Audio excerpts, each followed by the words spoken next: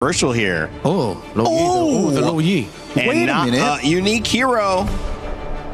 Here we go.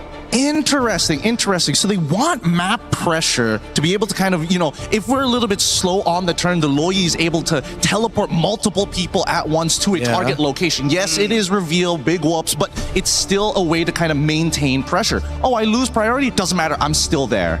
This could be an interesting approach and a different way of thinking for Aurora.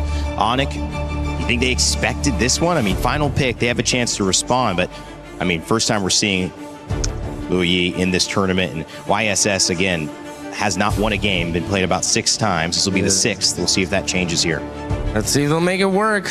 You see some cursed options so far, and I think this will balance things out in terms of like the cursed option curses, I guess, with the Eudora getting picked, knowing that the Uranus is still open, the YSS getting picked, knowing that it's going to be a little bit slower because there's a Barons on the other side. Oh, interesting choices, but with the low Yi, this might be the X factor. And Trex to bring you the action of this Game 3, and conclusion awaits us. The climax, here we go. I'm not ready for it, Mirko. I'm not ready for it. We got a Lu Yi. Midnight's either cooking or overcooked with this one, but so far he has been a chef in the draft. Let's see if this one is going to pull it off. Mirko, any thoughts on the way this draft turned out? Okay. Just against these very low-range targets, the Loyi makes a lot of sense, I'll be honest with you. Back in the day as well, when it comes to the utility jungles, man, like the Barat's over, everybody who wants to stick together, they kind of get countered by the Loyi, right? So it's AoE damage that Aurora are playing around, and they have a very good front-to-back. If they can somehow get the tempo, which should be kind of like the win already, just based on the composition here, on those side lanes, they can play around Rosa early on. So we'll find out. Again, it's the Wilderness Blessing with the Brave Smite Rosa. Even though he's on the Loyi, does a lot of good damage on Onic's composition, still got to get that safety net, man. A little bit of sustain. Tenacities across the board as well, though, but nothing too crazy aside from that. Harry does use the Retribution on that Litho Wander, wondering if Aurora's going to try to capitalize and harass onto this orange buff, but Onic already smells it coming. They're going to move in, try to push Aurora away. TNZ might want to get involved in this one. A little bit of damage on a Loopy. Nice Mountain Shocker, good stun. Kyrie takes a lot of damage as well, but they all get pushed onto the tower by Loopy. So well done to disengage by him. Aurora's forced to back off. And that's what I'm talking about, man. These melee targets clumping up together, it's just so good for Rosa to find the constant yin-yang reactions on him. And it's gotten them a free Golem. Yeah, they should be able to get this one. Let's see which way it goes. Oh. TNZ actually does. Oh, TNZ down! First blood, I think that's 3 games in a row. First blood's on to TNZ, but Rosa does find Sans a quick trade. Hasn't been the best 2 games for TNZ, man. Onic really have set their sights on him. But Rosa has done a good job taking down Sans. Now it's 1-to-1. Tempo up top for Aurora. So TNZ should still be able to get the orange buff and make it in time into the turtle. So let's see again what happened here. It's just Sans with the flicker in, dude. Gets it, shut down, a stun. Kyrie, just Cherry on top with the Tempest of Blades. But it will be traded, so not the worst. Still really good for Onic, but not the worst for Aurora. And Aurora is not, whether it's game 1, game 2, or game 3, they're not going to stop their style of play. And that's that early aggression. That's exactly what King Kong was talking about in an interview. They have to watch out for that first minute or 2. And Onic has been dealing with it well. Diversion play up to the turtle. Kyrie's already there, forced to back off. A nice pullback from Loopy. Good stun. Nice stun on a Loopy as well, but a nice stun from Sans as well. Rosa trying to get involved with the yin-yang overturn, but not able to land. TNZ able to take the turtle. Tempest of Blades does come down. Rosa able to flick back. The Key Boys in a little bit of trouble. TNZ to reel Onic in for the rest of the team to corral over and just pounce. Siggy Boom with the rotation, similar to Kelra. Kelra had the instant rotation first, but again for Siggy Boom, it's about waiting for those resources to be depleted by Onic already from the rest of the team for him to come in as the main carry. 2 kills over, now the gold lead as well. They even got the neutral objective with that turtle earlier, so man, Aurora really cooking. Maybe that's how you make the Yi Sun-Shin work. Every other team, they pick the Yi Sun-Shin, they play around the Yi Sun-Shin. Aurora like, this is the Yi Sun-Shin, he's a support. he gets the turtle, he dies, then we kill you, and that's just the goal.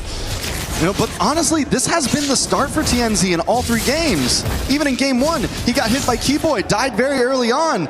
So I don't think we completely count him out. Yes, right now on a YSS, you don't want to have 2 deaths this early, but at least this time Siggy Boom has something.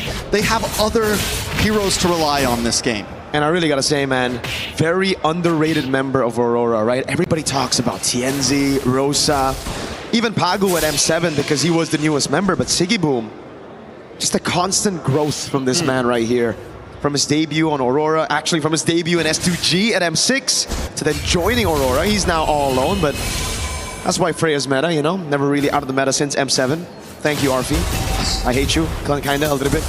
I like the Freya. I like seeing it. It's fun to watch. It gives us a little bit of taste in the gold lane. But you were mentioning Siggy Boom, and the fact is, yeah, a couple of years ago, would we have said Siggy Boom's going toe-to-toe with Kelra in the gold lane? Nope. That growth right there shows how far this team has come. But Onic has the talent to match it, has the talent to snuff it out. Keyboy works his way down, gets caught by the yin-yang, will have to back off. Loopy taking a lot of damage as well. May not be able to get away from this. Siggy Boom gets a knock up and Lunar gets the kill. A nice taunt on Keyboy as well. Keyboy able to dash away to safety, but Aurora get another objective. And the diversion again, sending them over to orange buff. Kyrie isn't even gonna try to contest it. Wow. They know there's no chance. Hey, it's just so good from Aurora. Dude, they're, you get reactions! That's it. Bada bing, bada boom. San just got cooked. Again, he's been getting cooked. Kyrie gets an orange buff though. He steals one back. So Kyrie's constantly being proactive on the map. Now, Siggy Boom up against Kelra. Siggy Boom up against Kyrie. Siggy Boom up against the world. Looking for the next target. Kelra might not be able to get away with this. Siggy Boom along with Lunar now. And down they go. He buys the time. Who is this man? That man, Siggy Boom.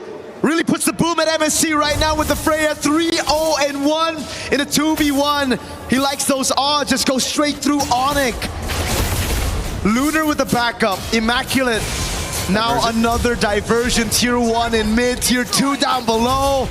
They're moving. They're flowing. They're grooving. They're in flow state right now. Aurora has achieved perfect flow state. They're 4K ahead. It's game 3. And normally in a moment like this is when teams start to crumble. But Aurora's just getting stronger. No way. Rosa. Okay. Able to flick back. One more shot. One more shot. Kyrie. Can Lunar chase him down, at least even the playing field? Lunar doesn't have a flicker. Kyrie should be able to get away. He gets out. Wait. Oh, was it close? You thought that was actually over? Hey. Wait, no, that's Keyboy. That's Keyboy. Looking at how chaotic the game has been, how many flanks we had in the last game, I don't blame you. For a second, even my eyes deceived me. I was like, yo, is that Belric? No, it was Keyboy just to conceal to help him in case the chase went a bit too far, but Aurora 4,000 ahead. TNZ gets away. Onic trying to dive. Keyboy. Ooh, Keyboy does dash in, but TNZ's on phase because of the Traceless. Keyboy now. Siggy Boom on to Sans. Keyboy gets the knockup, but Siggy Boom doesn't want to let him stop him at all. Keyboy will fall, and now Siggy Boom's under the towers. Loopy's taken out up on the top side. Bring me back to the other tower. What do they do? And Lunar finds Sans, and Siggy Boom goes back to base safely. Not even close, baby. Siggy Boom. Wait, Kai. Kyrie with the Tempest of Blades looking for TNZ. Kyrie still steals a turtle, but he loses his life. Was it worth it? I don't know. I don't know if that was worth it. He took the purple buff as well. They got the turtle. It really comes down to how Aurora are able to convert now off of that kill. Because Kyrie got the purple, I guess there's not much resources in the jungle to take away from him. That very clearly should have been a free turtle for Aurora. So I guess if we look at the conditions, sure, it's pretty worth, right? All right, it's the only thing they can get. It's the only thing they can get. At least you got something. They got something. That's what we're looking at. Fair enough, fair enough. Lunar on the Uranus this time, you know, last time. Deal with this guy? Nobody. They have a, they got a little quick sun from Sans. They have the big knockup. They do have crowd control, don't get me wrong. But are you going to waste all of that on Uranus when you got Siggy Boom jumping around? Nope. Uh-oh. No purple buff this time. Yenzi. Kyrie with the back and forth will not get taken down, but Siggy Boom's there. He's forced to jump off the wall. Pagu not going to chase him down. Back in the mid side, Onic just trying to defend. Tienzi is up in levels, 3 whole levels up against Kyrie. Remember, folks, this is a 0% win rate Yi Sun-shin that he's on right now. No other team has made the Yi Sun-shin work. I've seen worse odds. You've seen worse odds, yeah. Again, Onic, it almost seems like they have the good seal from Pagu. Zan's gotta be careful, he doesn't have flicker. They're trying to bait something out here. Pagu's on him, Pagu's on him. Loopy won't be able to get away, but look at Keyboy with the knock-up onto 2. TNZ though still finds Loopy and they're all dashed in. Pogu falls, Kyrie trying to dash back, but he gets pulled in once again. It's a double kill for TNZ. It's a full team wipe. Aurora, the holy defense. They need another wave. They shouldn't be able to end it here, but wait, they still have a cannon minion. Lunar tanks it. This is bad. Lunar taking the shots. That saves the cannon minion. Oh my God. Aurora are going to move on to the base. Can they finish it here? Another team crumbles. Another team falls.